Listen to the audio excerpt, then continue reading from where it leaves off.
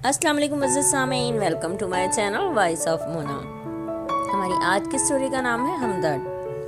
شمائلہ کی 2 بیٹیاں تھیں۔ وہ بیوہ تھی اور کب سے میکے میں ہی رہ رہی تھی۔ وہ پڑھی لکھی تھی۔ پھر اس کی دوستی سوشل میڈیا کے ذریعے شہلا سے ہو گئی۔ شہلا جاپان میں تھی، اس کی اپنی فیملی جرمنی میں تھی۔ بات ہوتے ہوتے ان کی دوستی ہو گئی۔ وہ 2 سال سے رابطے میں تھی۔ شہلا نے شمائلہ کو بولا کہ میں تمہیں اسپانسر کرتی ہوں، تم باہر آ جاؤ اور جاب کر لو۔ ایسے کب تک رہو گی؟ شمائلہ نے کہا میری 2 بیٹیاں ہیں، ان کو کوئی نہیں رکھے گا۔ شہلا نے کہا ان کو ساتھ ہی لانا ہے، وہاں نہیں چھوڑنا۔ شمائلہ خوش ہو گئی اور ہاں کر دی۔ پھر شہلا نے کوشش کی اور اسے بولا کہ جرمنی میں بندوبست ہو گیا ہے، میں بھی کچھ عرصے کے بعد وہاں آ جاؤں گی۔ شمائلہ کی فیملی کو پتہ چلا تو وہ لوگ ڈرانے لگے، پتہ نہیں کون ہے، کیسی ہے، تم غلط کر رہی ہو۔ مگر شمائلہ کو شہلا سے انسیت ہو چکی تھی، وہ جانے کے لیے تیار تھی۔ پھر شہلا نے اس سے پیسے بھیجے، تیاری کر لو۔ اس نے اپنے اور بچوں کے لیے شاپنگ کی، اس کے سارے ڈاکومنٹ تیار تھے۔ پھر وہ دن بھی آ گیا جس دن وہ جرمنی کے لیے روانہ ہو رہی تھی۔ شہلا پل پل اس کے رابطے میں تھی۔ اب شہلا کی فیملی بھی اس سے ٹچ میں تھی، سب اسے ایئرپورٹ چھوڑنے آئے۔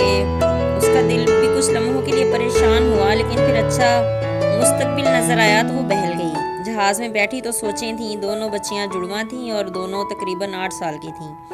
وہاں ایئرپورٹ پر شہلا کا بھائی لینے آیا اور اسے ایک اپارٹمنٹ میں چھوڑ کر چلا گیا۔ اپارٹمنٹ چھوٹا تھا، ان کے لیے کافی تھا۔ سہیل اسے بول کر گیا تھا صبح لینے آئے گا، تیار رہنا۔ وہ رات کو سو گئے، بچے بھی خوش تھے، بہت آرام دہ ماحول تھا۔ صبح سہیل وقت پر آ گیا اور اسے اپنے گھر لے گیا۔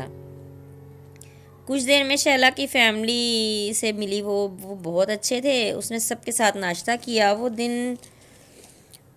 دن ان کے ساتھ گزرا۔ رات کو سہیل اسے واپس چھوڑنے آیا اور اس نے اسے لیٹر دیا کہ صبح آپ کو جاب پر جانا ہے، پہلا دن ہے، میں چھوڑ دوں گا، پھر آپ کو خود ہی جانا ہوگا۔ وہ خوش تھی۔ دوسرے دن اس نے گھر کو لاک کیا۔ سہیل نے بولا آج ان کو، دونوں بچیوں کو ہمارے گھر چھوڑ دے، نہیں آگے بھی تو اکیلے ہی رہنا ہے۔ اس نے دونوں کو سمجھا دیا تھا۔ پھر سہیل سے بولا کہ میری جاب مینج ہو جائے تو ان کو اسکول داخل کروانا ہے۔ اس نے بولا یہاں پاکستانی اسکولز ہیں جو مسلم کمیونٹی نے بنائے ہیں۔ اچھا ٹھیک ہے۔ پھر سہیل اسے کمپنی لے گیا جہاں اس نے جاب کرنی تھی۔ وہ وقت پہ پہنچی۔ آج پہلا دن تھا، کام سمجھ آ گیا تھا۔ پھر سہیل اسے وہاں چھوڑ کر چلا گیا اور اسے بول گیا کہ آج واپس لینے آئے گا۔ اس کی ڈیوٹی 6 گھنٹے کی تھی۔ پھر سہیل آیا اور اس نے اسے سارا سمجھایا کہ کیسے آنا اور جانا ہے۔ وہ سمجھ چکی تھی اور سب کی شکر گزار تھی، سب سے بڑھ کر شہلا کی۔ پھر وقت گزرنے لگا، کچھ ہی عرصے میں وہ سیٹ ہو گئی۔ لائف ٹف تھی لیکن اچھی تھی۔ وہ بچیوں کو داخل کروا چکی تھی۔ وقت خود ہی انسان کو سمجھدار کر دیتا ہے۔ شہلا بھی آنے والی تھی۔ شمائلہ سب اکیلے مینج کر رہی تھی، اپنوں سے دور، پردیس اور 2 بچیوں کا ساتھ۔ زندگی ایک مشین کی طرح تھی، روز کی ایک ہی روٹین۔ اس نے لوگوں سے راہ و رسم بڑھانا شروع کر دیا تھا، اب کافی لوگ اسے جانتے تھے۔ اس نے 2 گھنٹے کی ایک اور جگہ بھی جاب کر لی، اسے وہ کرنی پڑی کیونکہ حالات کو مینج کرنا تھا۔ سال ہونے والا تھا۔ ایک دن وہ گھر گئی تو ایک گاڑی گھر کے آگے کھڑی تھی۔ دروازہ کھلا تھا، وہ ڈر گئی، بھاگ کر اندر داخل ہوئی۔ دونوں بچیوں کے ہنسنے کی آواز آئی۔ شہلا بیٹھی تھی، وہ حیران ہو گئی۔ تم نے بتایا نہیں کہ آج آ رہی ہو؟ وہ اٹھ کر شمائلہ سے لپٹ گئی۔ شمائلہ کو جھٹکا لگا تھا، وہ خوش ہو گئی۔ مجھے پتا ہے تم پریشان ہو رہی ہو اکیلے، اس لیے ریزائن دے کر آئی ہوں۔ اچھا پہلے کھانے کا کچھ کر لوں؟ ہاں چلو مل کر بناتے ہیں۔ نہیں تم ریسٹ کر لو، سفر سے آئی ہو، ہانیہ مانیہ کے ساتھ بیٹھو، میں بناتی ہوں کھانا۔ وہ کھانا تیار کرنے چلے گی، وہ بھی اس کے پیچھے ہی آ گئی۔ ہر چیز تیار ہوتی تھی، کھانا بن گیا، مل کر کھانا کھایا۔ میری جاب کا ہو چکا بندوبست، تمہارے ساتھ ہی ہے میری جاب بھی۔ وہ اور خوش ہو گئی۔ اس نے بتایا کہ وہ 2 گھنٹے کوکنگ کا کام کرتی ہوں۔ اچھا میں دیکھتی ہوں کیا کرنا ہے، اب ہوں میں تمہارے پاس، فکر نہیں کرو۔ نہیں کرتی، میں احسان مند ہوں تمہاری، اتنا تو اپنے بھی نہیں کرتے۔ نہیں یار میں نے کچھ نہیں کیا، یہ سب تمہارے مقدر کا تھا۔ میں 1000 کوشش بھی کرتی تو جرمنی نہیں آ سکتی تھی، پر میرے سے یہ سب اللہ نے کروایا اور میرے دل میں اللہ نے ڈالا تو میں نے تبھی تمہارا احساس کیا. تمہارا درد تو میں نے خود ہی محسوس کر لیا تھا، ورنہ نفسا نفسی کا عالم ہے، کوئی کسی کے لیے کچھ نہیں کرتا. شہلا ان کی فکر ہے، ان کے لیے کیا کرنا چاہیے جو ان کا مستقبل اچھا ہو. شمائلہ سب اللہ نے کرنا ہے، کوشش کرو بس، باقی میں ہوں تمہارے ساتھ، فکر نہیں کرو، سب اچھا ہی ہوگا. اتنے میں سہیل بھی آ گیا. گھر نہیں جانا؟ تم گھر نہیں گئیں؟ نہیں، کل جاؤں گی. بری بات، سب انتظار کر رہے ہوں گے.